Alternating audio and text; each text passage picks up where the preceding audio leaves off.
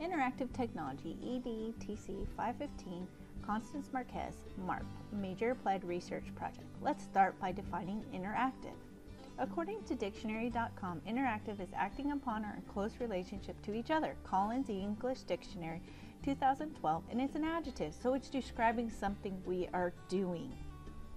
That is important. What does this look like in school?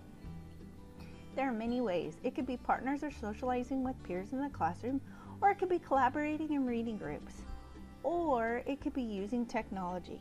In this presentation, we will be looking at interactive technology in the classroom, pros and cons. According to Large, 97% of all teachers in elementary and secondary believe interactive technology in the classroom delivers an improved learning experience. In the same article by Martin, 58% of teachers stated increased engagement, 53% reported dynamic learning, 37% stated increased positive learning environment, and 31% reported increased collaboration. Martin goes on to explain there are many barriers to interactive technology in the classroom: limited budget, insufficient time to prep, and lack of how technology works.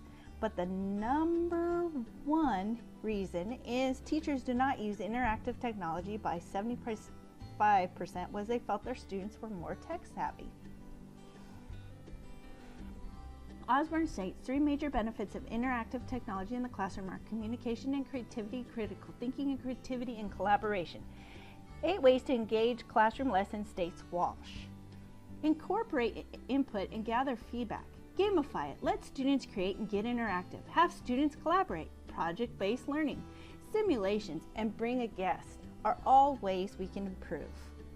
Teacher Vision tells us the top technology resources are LessonCast, Glockster EDU, SchoolTube, Storybird, FreeRice 2.0, Flashcard Machine, Edmodo, Bitstrips for School, KidBlog, and DK. The Teaching Thought staff gave the top 9 apps to use in your classroom: White Noise, Cold Turkey, Kahoot, Venengage, Trello, Pickler, Nearpod, Prezi, and Class Dojo. Kahoot. Kahoot's Pros and Cons by Hudson. Pros: tailored to the lessons. Students love it. Great way to integrate technology, and Kahoot tracks their answers so you can revisit. Cons: answer only true, false, yes, no, or multiple choice, and students get more points for speed, which is emphasized, not substance. Pear Deck. Pros: students can draw, write small answers, answer multiple choice, yes, no, and true, false. Pear Deck works with Google Slides. Pear Deck records your answers to look at each student individual. Pear Deck allows you to evaluate the students as they're participating, and Pear Deck allows you to place it into Google Classroom, so students are absent, they can still participate. Cons. According to Sitkin, the cons is you need to have a premium to access the follow-up and the dashboard. Let's learn about Pear Deck. Pear Deck will change the way you present slide decks in a live classroom setting. When you hit Start Presenting in Pear Deck, you're creating a live session for participants to join on their own computer, tablet, or smartphone. As the instructor, you control the flow of the presentation from your computer or tablet. On their devices, participants can respond to your pre-planned or impromptu questions throughout the presentation with a number of unique interaction types. Those responses can then be shared anonymously and in real time on your classroom projector or interactive whiteboard. Hi everyone, I wanted to show you Pear Deck. I'm in the login page. I hit Teacher Login. As it's loading, you can see the activities I can do, the recent files. These are all the presentations I made. Learn and Explore, Have with Movement, Honoring with Badges, and Engagement Idea. I wanted to show you with my Google Drive. I can hit Knights and Samurais, and I can open my Pear Deck through my Google Drive. So it does share your Pear Deck with your Google Drive. I'm going to go ahead and open this so you can see. I'm going to hit Unnamed Session. It was the first time I used it. Open Dashboard, because this allows you to see the slides and their answer. The Join, show them how to join in. You go to the beginning of the presentation. You can see it has a question, Samurais and Knights, what warrior was better? And then here's their answers. Yeah, it looks like a graph and it just shows you 1 and 4. But if I put my cursor on it, it will show me who answered what. On top of that, I can have them type in answers, and you can see they typed in the answers. Little happy face at the beginning of the presentation asks them how they feel, and then it puts that next to their name when they write responses. I can also have them draw responses, and I can have them circle answers as responses. So it's very interactive. The students really enjoyed this. This is not the only presentation I did with my students. They begged and begged several times to do this again. I want to show you another session. I'm going to leave this session, and I wanted to show you, I also did it in science for hereditary. And I'm going to open this. This was with a bigger group, 27. They loved it also. Again, it has their join code. And you can see it had them do Putnam squares. So I could see if they learned that. I could have them do agree and disagree. It has their responses.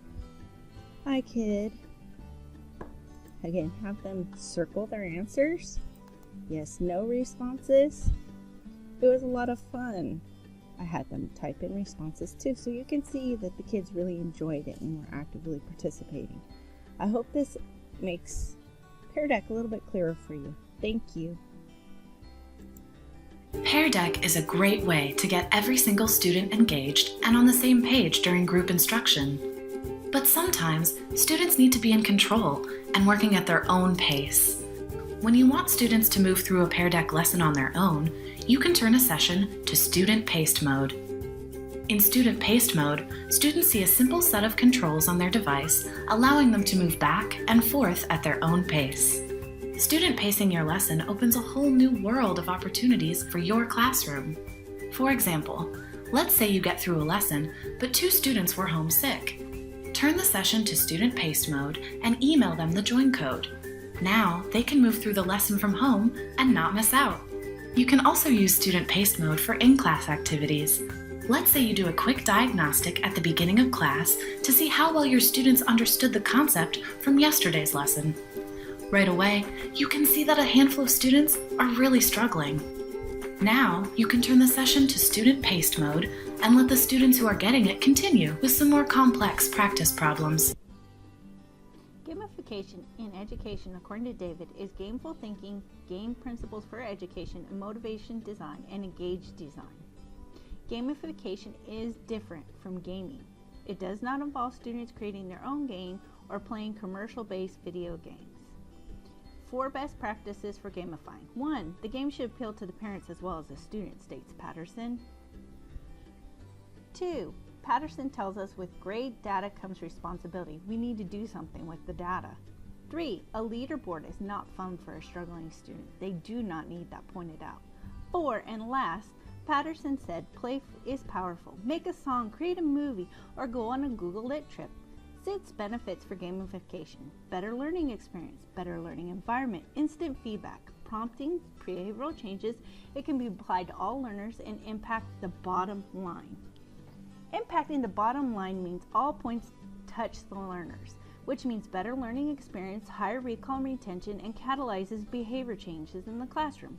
Farber did a study on gamification, allows students to learn empathy through perspective taking and collaborating. Darvis found using games which are from a time period and visiting silent library created students who presented their presentations as historians.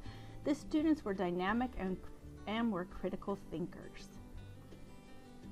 How to ensure gamification success: capture and retain the students' attention, challenge students, engage and entertain them, teach them to. Don't forget that, that's the most important step. Lynch's 8 gamification apps, tools, and resources. Socrack, Kahoot, Playbrighter, Classcraft, Goose Chase, Minecraft Educational Edition, Breakout EDU, Quizzes. Have you guessed a program that is gamification? Pear Deck for the active classroom. Pear Deck was created by the same creators of Active Gradebook. It was created by accident when they wanted to create a presentation program and found teachers wanted the same engagement from their audience too.